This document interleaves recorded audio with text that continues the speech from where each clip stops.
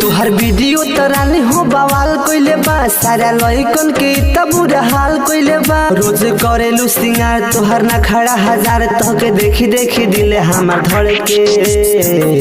तू हो बड़ा घर के जमाने तुहर फड़ के मरा तारे लड़के। तू हो बड़ा घर के, तू हो बड़ा घर के। DJ Amit Tiwari SN recording studio Jagdalpur बाजार। तू हो बड़ा घर के।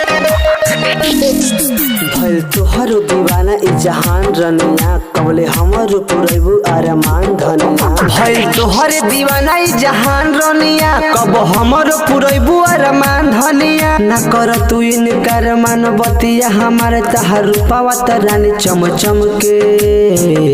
तू हो बड़ा घर के जमाने तुहर फड़ के मरा तारे लड़के। तू हो बड़ा घर के, तू हो बड़ा घर के। DJ Amit Tiwari SN recording studio Jagdalpur बाजार। तू हो बड़ा घर के। रात के बतिया बताई कैसे तुहरा के, रोज करेलू हैरान काहे हमरा के। रात के बतिया बताई कैसे तुहरा के, रोज करेलू हैरान काहे हमरा के। कहीं लागेला ना मन कहाँ रहता रू धन, तोहे देखेला ई मन हमार तड़पे।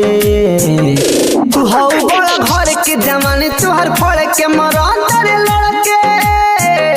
तू हो बड़ा घर के, तू हो बड़ा घर के। DJ Amit Tiwari SN recording studio Jagdalpur बाजार। तू हो बड़ा घर के।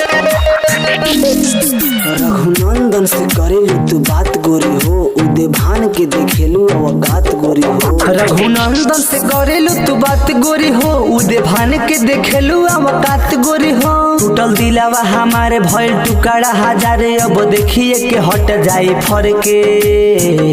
तू हो बड़ा घर के जमाने तुहर फड़ के मरा तारे लड़के। तू हो बड़ा घर के। तुहर वीडियो तरानी हो बवाल कोइले बा, सारा लइकन के तब बुरा हाल कोइले बा। रोज करेलू सिंगार तुहर ना खड़ा हजार, तोके देखी देखी दिले हमार धड़के। तू हो बड़ा घर के जमाने तुहर फड़ के मरा